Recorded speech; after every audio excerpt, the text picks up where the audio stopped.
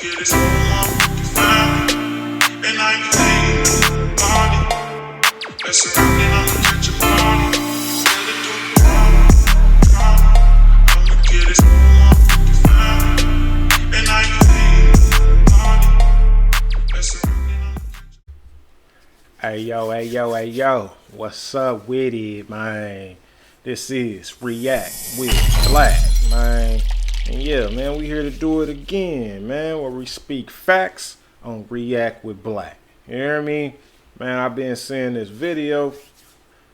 You know, I'm about to, man, this video gonna make a lot of people upset. You hear me? I don't really care. So what? You hear me? That's just how it's gonna go, man. Because we speak facts over here on RE-AKT WIT BLK. You dig? So, therefore, this is what we speaking on today. Is Oklahoma City dangerous when it comes to gangs and gang banging? Do we have a gang problem in Oklahoma City?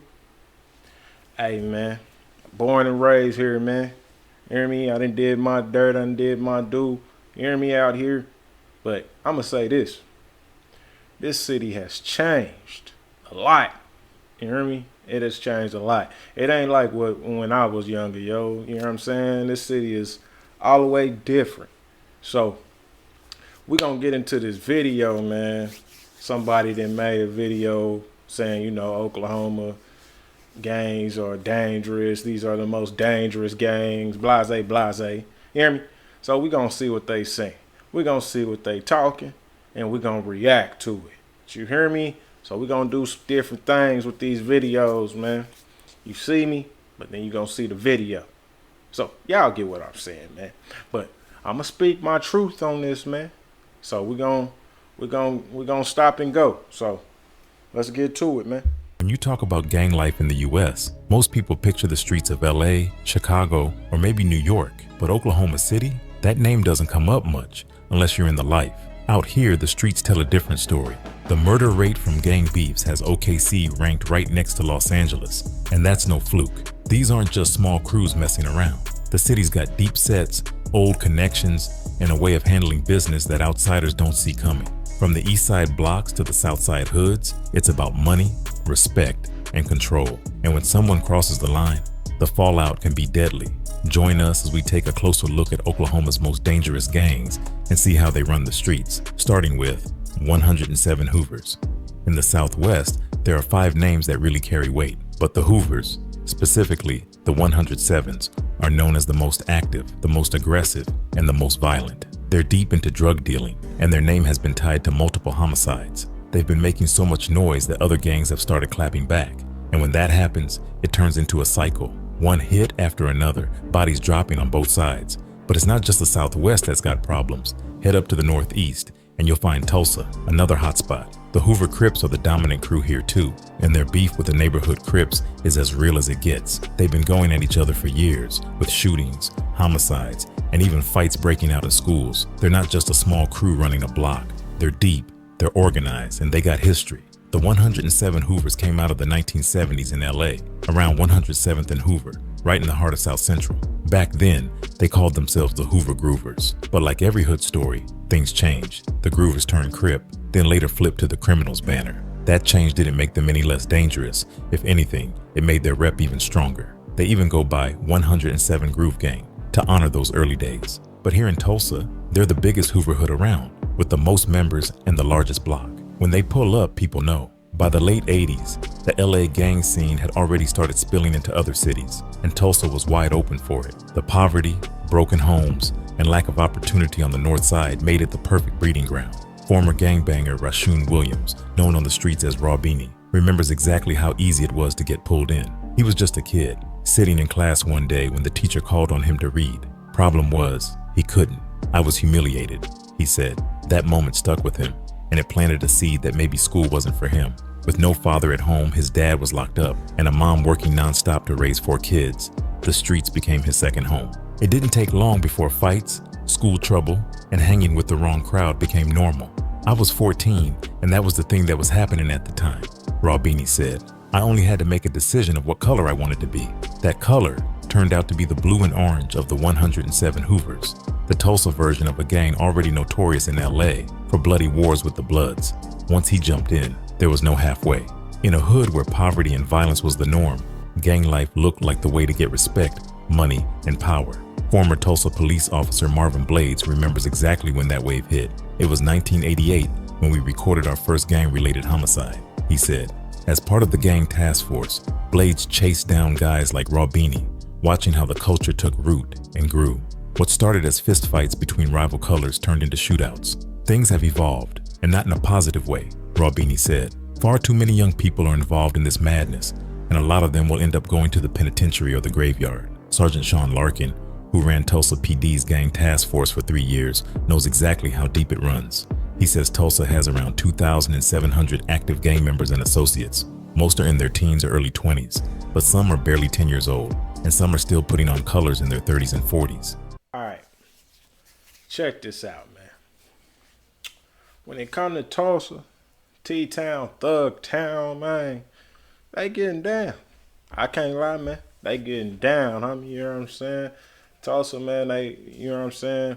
I say it's more California gangs. Niggas that come from California go to Tulsa more than they come to the city. You know what I'm saying?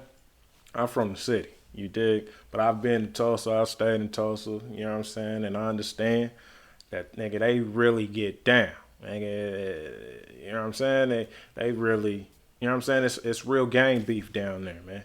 It's really back and forth, Bloods and Crips, Hoovers, you know what I'm saying? And the Hoovers, man, the big majority are Hoovers, you know what I'm saying? So they not lying about that T-Town, man, you know what I'm saying? But y'all pay attention to that. They just talking about Tulsa, you hear me? We gon' get on my city. We gon' get in through there in Oklahoma City, man. But yeah. So far, he's saying some right stuff, man. You dig? They on the north side of Tulsa, If you from here, you from Oklahoma, and you know about Tulsa, you know about the north side of Tulsa. You hear me? It gets sticky in there, man. Real talk. So let's get back to it, man. Let's see what they talking about. Gangs in Tulsa might not always be turf-based like in LA, but their ties to their sets are strong. Hoovers, Crips, Bloods, Latin Kings, Sureños, Norteños, they all got their own colors, graffiti, and codes. And while Larkin says most gang shootings are gang-on-gang, that doesn't make it any less deadly. In 2009 alone, 44% of Tulsa's homicides had gang ties. What's different in Tulsa is that sometimes rival gang members even live on the same street, but that doesn't mean they're cool with each other. When it's on, it's on. And when you've got a city with almost 3,000 people tied to gang life, the violence stacks up quick. Law enforcement tries to clamp down with operations like Triple Beam, which snatched up wanted suspects and pulled guns and drugs off the streets. Larkin says they've tripled gun recoveries between 2007 and 2009, and in just 1 year confiscated over 150 firearms and nearly $100,000 in cash. But he's also real about the challenge. Only a handful of people are responsible for most of the violent gang crime, but catching them and keeping them off the streets is a constant battle. On the other side, neighbors in these gang-heavy areas are tired. Tulsa County DA Tim Harris says it's like a cancer. It spreads and affects everything. People can't ride bikes after dark because of stray bullets, he said. But the fight is harder when the streets hold on to that no-snitch code. Everyone knows who pulled the trigger, but nobody's talking. A lot of people don't want to be seen cooperating, Harris said. Fear of retaliation is real, but it also means gangs keep feeling untouchable. And the truth? Some families don't just tolerate gang life, they benefit from it. If a son is bringing in money from the streets, it keeps food on the table. Harris says that mindset has to flip. Let's take back the neighborhood, one block at a time. Groups like Youth Services and 100 Black Men try to fight that pull one kid at a time. They connect at-risk youth with mentors, giving them a father figure when there isn't one at home. They take them out of their neighborhoods, show them things like ball games or even the ballet, just so they know there's a world outside the block. Jim Walker from Youth Services says that without stable jobs and housing, most kids coming out of jail get pulled right back in within weeks. That's why their re-entry program works on setting up both. We've found you have about 2 to 4 weeks before they're drawn back in, Walker says. The clock starts ticking the second they walk out of those prison gates. Gang outreach worker Wilson Conde sees the patterns early. Divorce, poverty, bad home life, older siblings and gangs. These are the seeds. He says the real fight starts when kids are still in elementary school. If you wait till they're 15, 16, 17, you're late in the game. He says, but programs like the Tulsa Youth Intervention Project have been hit with budget cuts, making it even harder to reach those kids before the gangs do. For Rawbini, the price of riding with the Hoovers was steep. He built street cred, had money, respect, and girls, but also saw friends die. One was shot in the head during a drive-by. He took bullets twice himself and only barely made it. Eventually, the law caught up. He got hit with strong-arm robbery and accessory to murder charges, landing him a 10-year sentence. Even in prison, he stayed loyal to the set until he realized they weren't loyal back. That's when he started rethinking it all. Finding faith gave him a reason to change, and now he's focused on being the father he never had. I regret what I did. I hate it. He says, I don't want my own kids growing up like that. With 5 children of his own now, he's in their lives every day, and he hasn't turned his back on the young ones still caught up in the game. Using his reputation, he tries to talk them into choosing another path. But as he says, they got to have something to go to. They need work, they need money and opportunities, and I can't give them no job. I'm just trying my best to show them a better way. Tulsa's streets have always had a dangerous heartbeat, but when the feds came for the 107 Hoover Crips, the streets went silent. Switch to Chrome to load your favorite sites fast, so you can browse with ease. For a moment, in June 2013, a federal grand jury hit 4 known gang members, Laurel Battle, his cousin Paul Battle, Thomas Jackson, and Guywan Blades, with serious charges. They weren't small-time hustlers. Prosecutors say they were running a crack cocaine pipeline, using apartments near 61st and Peoria as trap spots. These weren't just drug houses, they were the kind of spots where deals went down fast, and if you crossed the wrong person, you might not make it out. 2 of them even got slapped with gun charges for carrying while they were pushing weight, and the U.S. Attorney Danny Williams didn't sugarcoat it. He said, the fact that they tend to back up their narcotic sales with violence, these are the type of people you have to get off the street for the rest of their lives. These weren't first-timers either. Tulsa PD already had thick files on all of them. They'd been in and out of the system, catching charges, doing time, and then coming back out to do the same thing again. The heat on the Hoovers had been building for a while. Just months earlier, another Crip, Anthony Campbell, got shot dead right outside his home while taking his trash can back. Laurel and Blades got picked up soon after, though not for that hit. Sergeant Sean Larkin from Tulsa's gang unit said it plain. If they're involved in anything, you can think of everything from drug dealing, robberies, burglaries, stolen cars, homicides, shooting with intent to kill. That's the Hoover reputation. If there's money to be made or a score to settle, they're in it. 3 of these guys had already been down for previous drug cases. The feds said that's exactly why they got involved, because every time these dudes got out, they jumped right back in the game. Sergeant Larkin had been chasing Laurel since day one, even catching him on a murder charge before it got dropped when a witness didn't show. This time, Larkin believed they finally had a solid case. All 4 were locked up with no bond, and the U.S. Attorney promised aggressive prosecutions to keep them off the block. But the 107 Hoovers aren't just a Tulsa problem. They're part of a bigger picture in Oklahoma's gang scene, which is split into 3 main regions: the Central, the Northeastern, and the Southwest. The Central region, home to Oklahoma City and its suburbs, has over 8,000 gang members.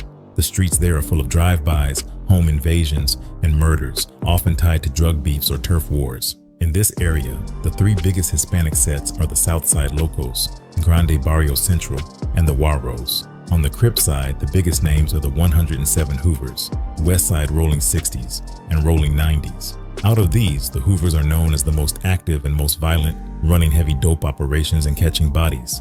In Tulsa and the Northeastern region, the 107 Hoovers run deep alongside other Hoover sets like the 54, 6 Tray, 5, 7, and Deuce 7. Their main beef? The neighborhood Crips. That's a rivalry that's been spilling blood for years, from street corners to school hallways. In the summer of 2008, 4 people lost their lives in shootings tied to this war. But Tulsa gangs move different than some cities. They're not always locked down to strict turf lines. They mix, they move, and they adapt. Speaking of which, did you know that back in Tulsa in November 2016, the feds scored another hit on the Hoovers when they took down Vicien Leandra Embry, a 33-year-old member who had turned the Tonight Inn and Suites into a full-time dope spot. Federal agents say Embry and his crew monopolized the motel, using it as a safe place to cook, cut, and move crack. The 8-month joint investigation between the FBI and Tulsa PD led to not just Embry's arrest, but also 12 other people tied to the same operation. U.S. Attorney Williams called it part of a bigger push to take down higher-ranking gang members and get them long prison terms. Embry took a plea deal and pled guilty to drug conspiracy. Chief Judge Gregory Frizzell. All right, man. So, all right, man, that's what I'm going to say. First off, a lot of them videos, a lot of them pictures and all that, it's not Tulsa, yo. You know what I'm saying? If you know, you know. That's LA. You know what I'm saying? Them is LA Hoovers, most of them LA 6-0s, 9-0s, everybody he was talking about. Now the pictures of the Southside Locos and all that, yeah. That's who popping in the city. You dig? So I'm gonna say it like this, man. The city is no gang problem here, G. It's not. You hear me?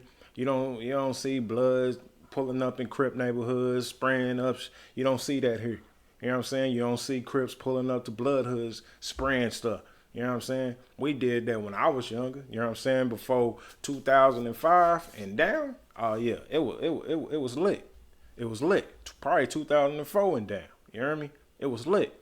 But here in the city, man, nah, man, ain't no gang problem. You know what I'm saying? These niggas can say it's a gang. It's not no gang problem, G. You can look it up. You know what I'm saying?